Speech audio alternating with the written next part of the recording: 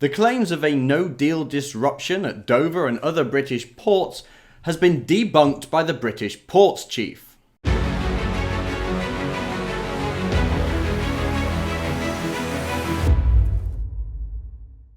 For quite some time now, we've heard a lot about how Dover's going to become this car park in the event of a no-deal Brexit. No lorries are going to be able to get through because it's just going to take so long to process any customs issues. And we've been told that planes won't fly into Europe from England, that cancer patients are going to die, diabetics won't get their insulin, and we're going to run out of sandwiches and cheese, and now we might even lose our Christmas turkeys, apparently. Although, to be honest, if you haven't got your turkey by now, then frankly you're irresponsible. So it's nice to hear that the British ports chief has shot down some of the scare stories recently surrounding a no-deal Brexit. Writing in The Telegraph, the chief exec of the UK Major Ports Group has denied claims that British ports would see a 6-month logjam in the event of a no-deal Brexit. Now, this is a story that was reported on by the BBC on the 7th of December, and they said, Dover and other Channel ports face disruption for up to 6 months if the UK leaves the EU without a deal, ministers have said.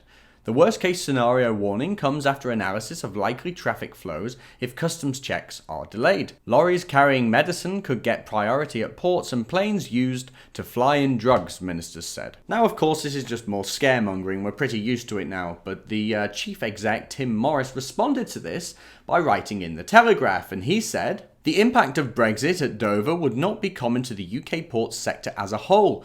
I write on behalf of the United Kingdom's major port operators responsible for handling 75% of the country's seaborne trade. Dover, handling around 6% of UK port volumes, faces a unique combination of Brexit risk factors that are not faced by most major UK ports. These ports already have the capacity and infrastructure to handle large volumes of both EU and non-EU trade, today without logjam.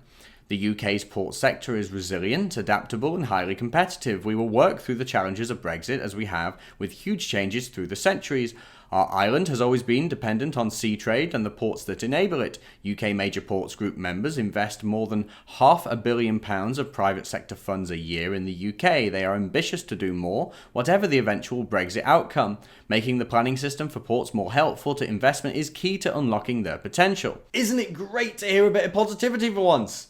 And it's amazing to see these scaremongering tactics being shot down by a man in the know. The lies are becoming more blatant than ever. This man's just cleared that up for us. Nobody really cares what's true anymore. Certainly the politicians don't care what's true. They just want to scare the British people enough so that they aren't bothered by the time they get around to betraying Brexit, which they seem to be pretty successfully doing at the moment. So it's not about facts anymore. It's not about what might actually happen. The politicians only want to scare you.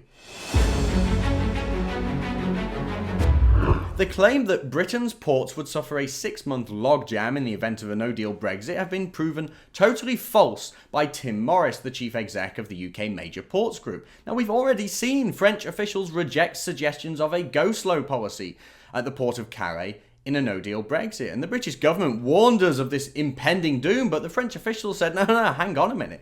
That's not true. So does anyone take the British government seriously anymore whenever we hear these scare tactics about what's going to happen in Calais or how we're going to lose our sandwiches in the event of a no-deal Brexit? Clearly, the British government are so willing to lie to us. So let's say this once and for all. In the event of a no-deal Brexit, Calais will not become an apocalyptic car park of doom. It won't happen. If you want to see more from me and the rest of the Rebel team, be sure to download our new app from the Apple App Store and the Google Play Store.